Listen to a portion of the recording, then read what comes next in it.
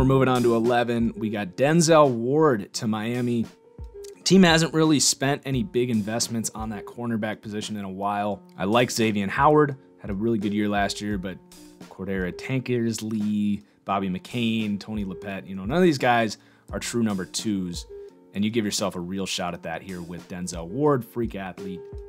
For the second year in a row, an Ohio State cornerback goes with the 11th pick. So then we got Tampa, who moved down here. I gave them Mike McGlinchey. I like the trade down here because offensive tackle is a big need for this team. DeMar Dotson's not getting any younger, and Donovan Smith, a second-round pick 3 years ago, just straight up has not panned out. The dude's got to get replaced there at left tackle. So that's what you get here. You get the best left tackle in the class. You move down, get some picks. Moving on to Washington at 13, I went with Josh Jackson, the corner out of Washington. Now, this was a pick I made here because I see 3 first-round corners here. I think it's a big need for Washington. I think between Josh Jackson and Norman there, you got 2 Joshes, but more importantly, 2 guys who are very physical, big corners, good in run defense. I think if Washington is going to compete this year, which I do think they have the personnel defensively to do it, it's going to be kind of a nasty front with big hits and strip balls and that kind of stuff. Some people don't see the personnel there, but I think they have it with Jonathan Allen, Ryan Kerrigan, Zach Brown can light you up. They got a fun combination of Sua Cravens, Josh Harvey-Clemens. Do those guys get involved to really make this a fast, exciting defense to watch? It's not something people really talk about, but I actually like the personnel here with Washington to be kind of a nasty, competitive team, and Josh Jackson certainly helps bring that team full circle. They could really use another corner after Bashaud Breeland is hitting the market. 14, I've got the Packers taking Harold Landry. Now, I thought about Tremaine Edmunds here. It was really close, but the Packers getting Rodgers back, they're not going to be picking this high again, probably for the rest of Rodgers' career, you would think. And when you get up here into the top half, you really want to think about those positions that tend to go early in drafts. So I was thinking edge rusher. And Harold Landry, I think, has a chance to be one of the best edge rushers in this game. I mean, he is quick, fast, strong, with an emphasis on the quick thing. I mean, he bends the edge almost to the level of like Von Miller. The 3 cones off the chart, but it also shows on film. And I also think he translates better as an outside linebacker, hence going to Green Bay here.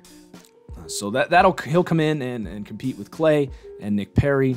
Hopefully get this defense back to at least average, and they've got a long way to go. Ideally, they could get a corner here, but I really only see 3 first-round corners in this class, and they're not going to reach, I don't think, when they finally get to pick this high. So then Arizona at 15, I'm going Baker Mayfield.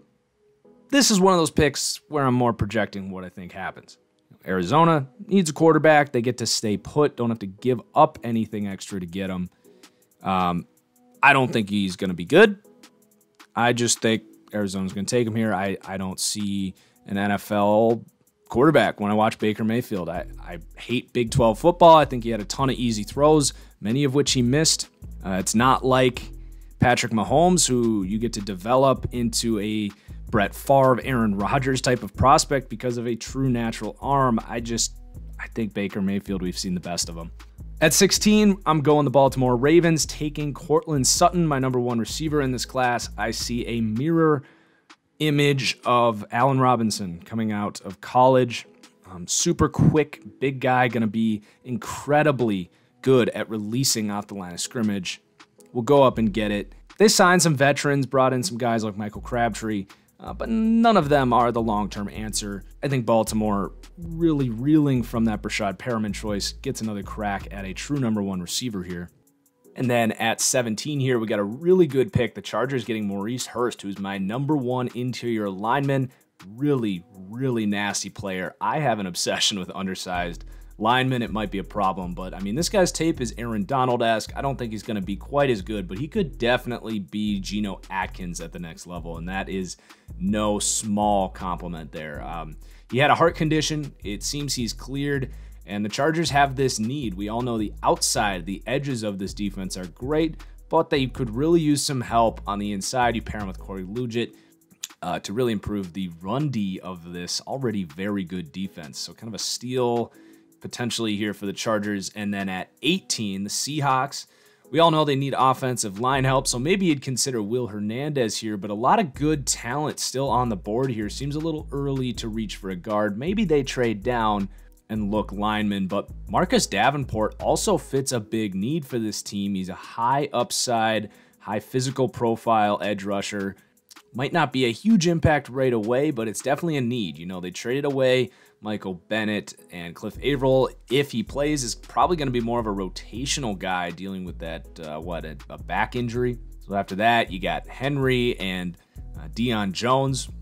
Not the worst edge rush, but I don't think they're really counting on Deion Jones all the way to be their starting defensive end. So you add some young athleticism, high upside edge rusher for the Seahawks here. And then Dallas getting perhaps the steal of the draft here, Tremaine Edmunds, just 19 years old when the draft happens. Freak athlete, big middle linebacker, probably an outside in this scheme, maybe a middle, can really play anywhere. A lot of people's favorite player in the class here with Tremaine Edmunds. Total steal for Dallas there. And then Detroit at 20, getting an edge rusher, Duke Ejiofor, a guy I like a lot out of Wake Forest.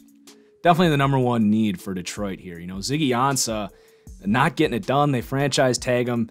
His sack number looked okay last year, but it was really inflated by some high sack production against bad teams at the end of the year. If you really watch Detroit, he was a total non-factor all year. So this gives Detroit another edge rusher to come in, start right away, as he is pretty polished as an edge rusher. One of the more polished edge rushers in this class, has some athleticism to him as well. Then Cincinnati at 21, offensive line. Offensive line for Cincinnati. What a mess it was basically letting any good offensive lineman they've ever had since Anthony Munoz leave. And they lost Russell Bodine this free agency as well. Not that he was any good last year, but Will Hernandez here, the best lineman available. They need to find a center as well. You know, they loaded up on picks with Buffalo trading down, and I imagine they're going to use a healthy chunk of those on offensive line. And it's just another example with the Giants of it does not matter one bit who your offensive skill players are if you don't have an offensive line, period. So regardless, a good pick here for Cincinnati. Will Hernandez, really, really good interior lineman. Buffalo at 22. I went with Taven Bryan, interior defender, could play some defensive end. Kind of a similar guy to J.J. Watt, physically coming out. I'm not going to say he's going to get to that level, obviously, but I like the culture fit here with Taven Bryan. He's a small-town guy from Wyoming somewhere, I think. So going to be comfortable playing in Buffalo. They need help on that defensive line as well. So this is a guy that they'll move around. He will rush the passer and stop the run. I actually feel pretty good about this pick, actually. And then the Rams getting a big steal here, Arden Key. Now, do they sign Ndamukong Suh? Does Tennessee get him? Do the Saints get him? Who knows? Regardless, the Rams having a very active offseason, but I've been very loud on Twitter about it's not going to matter who your corners are. I don't care if it's Aqib Talib and Marcus Peters, who are two of the probably 10 best corners in the league. It doesn't freaking matter if you can't pressure the quarterback. And as great as Aaron Donald is, can't do it alone. Talking about consistent, good edge rush to make the quarterback uncomfortable. You need more than one defensive tackle, as great as Aaron Donald is. So if they sign Suh, that's a good start for sure. But then Arden Key off the edge, all of a sudden, yeah, that's a scary-ass defense. We'll see how it all plays out here in the coming month. But they really currently have nobody. It's like Matt Longacker, and I think Connor Barwin is a free agent. Like, they got nobody off the edge right now. Absolutely nobody. Then I've got a trade here. I've got Pittsburgh moving up with the Panthers. And we really saw that Pittsburgh defense fall off the face of the earth once Shazier and that tragedy really happened. We're talking about a defense here that gave up 45 points to Blake Bortles in the playoffs at home. Yeah, that's not going to cut it. So they need a leader fast. They need a guy who's going to come in, make an impact, hence the trade up. Pretty, not going to say desperate, but getting there. Rashaan Evans out of Alabama, in many classes would be the #1 linebacker. It's a very good top-heavy middle linebacker group. So an instant impact, hopefully to get Pittsburgh back to playing physical defense, something they really were missing. And then Tennessee, now this pick would change and would really reshift the next few picks here if Ndamukong Suh decides to go to Tennessee. I don't think he does. I think he picks the Rams. I think he has somewhat of a heart to know that's the winning situation, even if it's a slightly less financial decision. But we'll see. Daron Payne to Tennessee here. Jarrell Casey, great player, not getting any younger. I like Daquan Jones, Austin Johnson. These guys had a good season last year, but I really think this team needs to get more physical up front. And I honestly couldn't really see value in too many other picks here as well. So I think this is the good value pick here. Maybe they think about trading down too. They do have a pretty well filled out roster. They just need more superstars. Like they're pretty set at every position. So kind of a best available player, best pick, best fit pick here for the Titans. And then Atlanta, again, another team that was hard to really determine what need warranted a first-round pick. And it was, for me, the interior offensive line, basically guard, but Alex Mack is getting up there. So you take Billy Price, you can start him at guard. He's going to have to heal.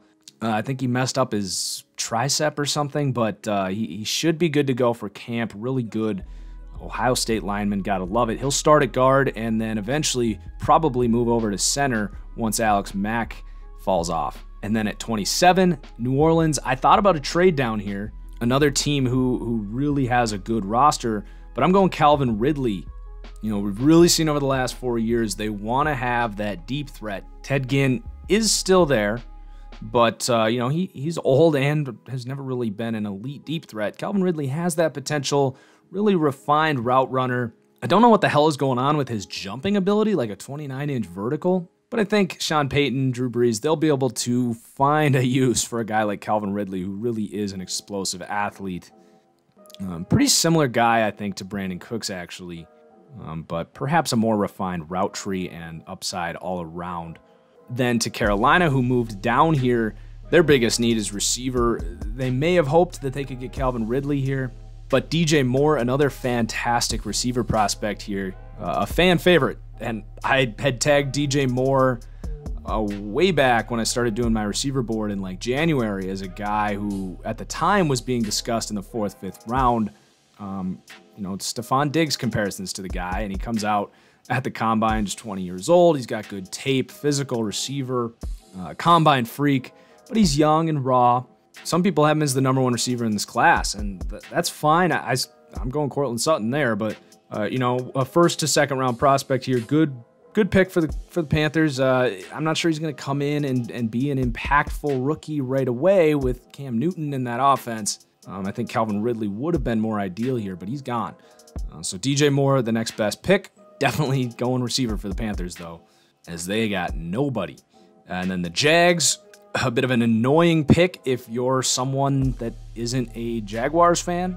Justin Reid, freak athlete.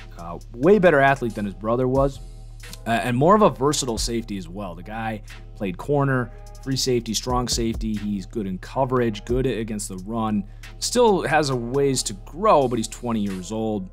He'll come in and possibly play that kind of Aaron Colvin role right away, or at least a variant of it. They do have some safeties back there, but they do need some help in the nickel. They signed DJ Hayden, whatever. He's not going to be an elite nickel corner, I don't think. He's never really panned out. And they don't really have a ton of other needs either. So this is a great pick for the Jags here. And then the Vikings, I'm going offensive lineman, offensive tackle. Some people like to say that they fixed that offensive line last year. Watch the playoffs, guys. They need to fix this offensive line still. They brought in Riley Reid, who was fine. He struggled, was hurt on and off. Are you counting on Mike Remmers to be your starting right tackle again? It's not going to cut it, especially with a less mobile Kirk Cousins back there. You got to protect the guy who's coming from having some of the best pass protection in the NFL over the last few years with Trent Williams protecting his blind side. So Connor Williams, a little undersized, kind of a risky prospect for that reason, but a really effective college lineman, and is young. He's 20 years old, so he's got some time to put on some weight. If he can get over that 300 mark, you know, he could be a really good steal here for the Vikings. And then at 31, I've got a trade here. How often have we seen teams at the end of the draft just straight up get impatient, move up, take a quarterback? Denver's done it, twice already? Did they trade up to take Paxton Lynch? I think they did.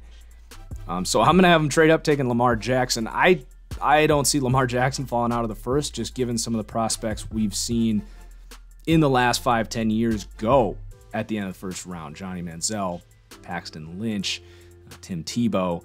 Lamar Jackson's a better quarterback prospect than any of those guys. And Denver doesn't have to move up too far to get him. I like the trade down for New England because I really thought about Sam Hubbard here, who is just a Bill Belichick no-brainer pick, really. I mean, he's a former lacrosse player, so check that box. A really, really high three-cone drill for a defensive lineman, check that box. And just the role he's going to play as sort of that gap stop defensive end. He's very similar to like Trey Flowers. So maybe he'll be there when they pick 40th now for New England. And then 32, I like this move. Indianapolis making some moves. They already acquired some picks trading down with the Jets, so using some of that extra ammo to move up and take Derrius Guice, a really, really good running back. Marshawn Lynch comparison for Derrius Guice. I was kind of average on Guice until I saw him weigh in at 224 and then run a 4.5. That's just damn impressive. He's going to be a good running back at the next level. An instant impact, too, for this Colts team. So that does it. Thanks for tuning in, guys. If you want full in-depth look into not just these 32 guys, but about 400 other prospects and their Madden ratings projected here and their potential and everything they're good at, check out my Patreon or the PayPal link in the description below, and I will send you my draft board. Comment what you thought about the mock here, what you think happens differently, and cheers, everyone. We'll see you next time.